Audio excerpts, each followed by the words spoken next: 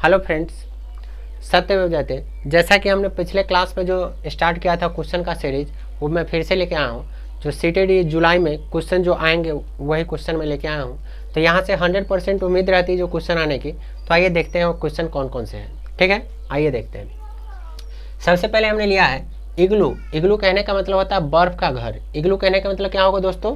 बर्फ का घर होगा। इग्लू कहने का मतलब बर्फ का घर। तो देखिए, कहता है इसके घर ध्रुवीय क्षेत्रों में पाए जाते हैं। इसके घर कहाँ पाए जाएंगे? तो ध्रुवीय क्षेत्रों में। ध्रुवीय क्षेत्र कहने का मतलब क्या होता है?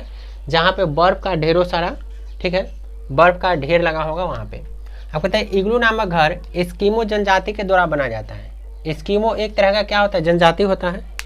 एस्किमो क्या है?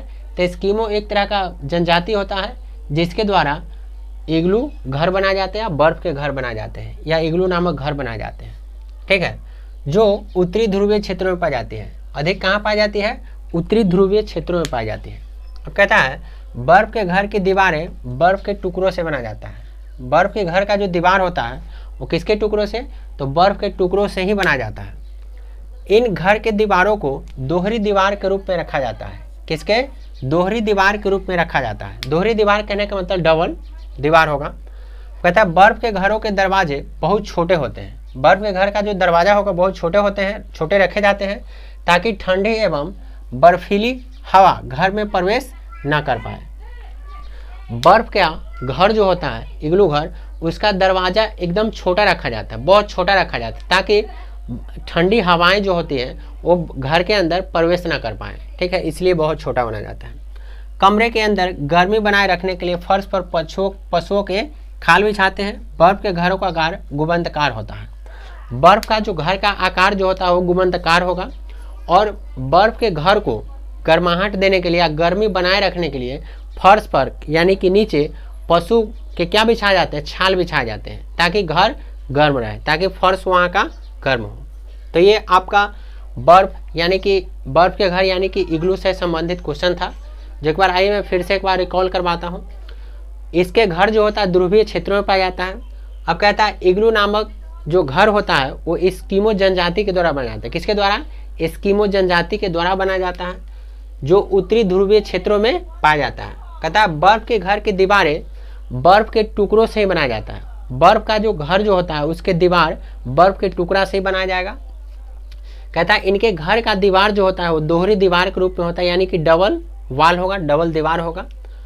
बर्फ के घरों का जो बर्फ का घर का जो क्या होता है? प्रवेश द्वार होता है, मतलब जो अंदर जाने के लिए, ठीक है, वो जो बहुत छोटा होता है। क्या होता है? दरवाजा उनका जो होता है बहुत छोटा होता है। छोटा इसलिए होता है ताकि उससे ठंडी एवं बर्फीली हवाएं अंदर प्रवेश ना कर पाए, इसलिए क्या होता है।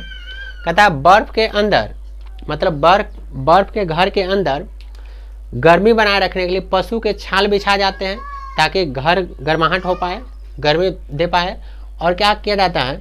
उसका जो घर जो होता है वो गुंबदकार होता है, मतलब चारों तरफ से क्या होता है? गुंबदकार होता है, बंद होता है वो। ठीक है, तो ये बर्फ से रिलेटेड क्वेश्चन सब था। अब जानते हैं पक्षी के बारे में। तो पक्षी के बारे में कुछ पॉइंट्स जो आपको जानने चाहिए। पक्षी अपना घोंसला खुद बनाते हैं, किसी बनवाता नहीं है। अपना घोंसला ये खुद बनाता है।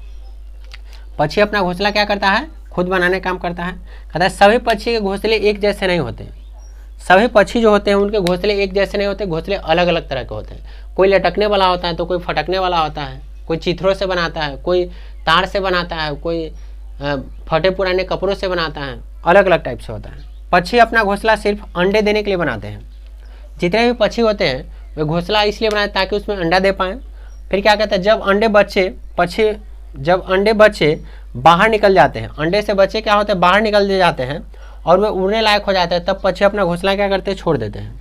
यानी कि ये समझ में आ गया, पक्षी ओनली फॉर अंडा देने के लिए अपना घोंसला बनाता है, इस्तेमाल करता है। जब पक्षी अंडे से बच्चे जब बाहर निकल आते हैं तो घोंसला क्या करते हैं? पक्षी छोड़ के चले जाते हैं, दूसरी जगह चले जाते हैं। अब क्या कहता है? कौवा। कौवा कहने का मतलब क्या होता है? इधर कौवा, यह पेड़ के ऊंची डाल पर अपना घोंसला बनाती है। कौवा क्या करता है? पेड़ के सबसे ऊंची डाल पे घोंसला बनाएगी, सबसे ऊंची डाल पे घोंसला बनाती है। इसके घोंसले में लोहे के तार एवं लकड़ी की शाखाएं जैसी चीज़ें भी मिलती हैं।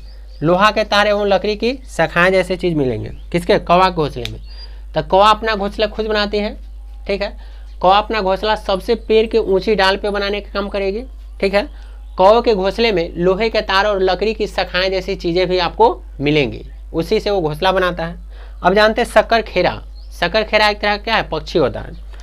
यह किसी छोटे पेड़ या झाड़ी की डाली पर अपना घोंसला बनाता है। शक्कर खेरा किसे बनाता है, तो किसी छोटे पेड़ के झाड़ी या डाली पे अपना वो घोंसला बनाता है। तो ये कुछ क्वेश्चन था सीटेट के, जो जुलाई 2023 का क्वेश्चन था।